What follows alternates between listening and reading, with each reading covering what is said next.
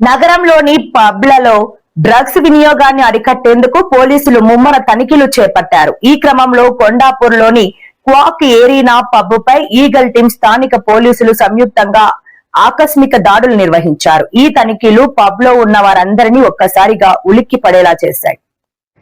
ఈ పార్టీలో టాలీవుడ్ సీనియర్ నటి హేమ కూడా పాల్గొనడం చర్చనీయాంశంగా మారింది.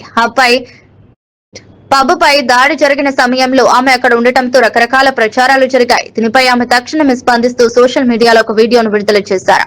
నాకు నిర్వహించిన డ్రగ్స్ టెస్ట్ లో నెగిటివ్ వచ్చింది. నేను ఏ తప్పు చేయలేదు. దయచేసి నాపై అనవసరంగా దుష్ప్రచారం చేయవద్దని ఆమె ఆ వీడియోలో స్పష్టం చేశారు. మరోవైపు నగరంలోని పబ్ల యాజమాన్యులు నిబంధనలు అతిక్రమించిన డ్రగ్స్ వంటి సాంఘిక కార్యకలాపాలకు పాల్పడిన కఠిన చర్యలు తీసుకుంటామని పోలీసులు హెచ్చరించారు. పబ్లలో సీసీ కెమెరాల నిఘాతో పాటు నిరంతరం తనిఖీలు కొనసాగుతాయని వెల్లడించారు. ఈవేళ నేను పబ్కి వచ్చాను క్వేక్ కి.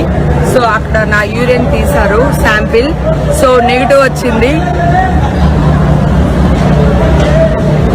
కనిపించిందా? నెగిటివ్ వచ్చింది. రేపు మళ్ళీ నేను ఈ వీడియోని పోస్ట్ చేస్తాను.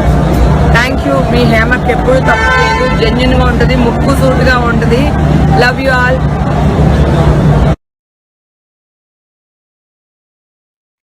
2047 నాటికి తెలంగాణను దక్షిణ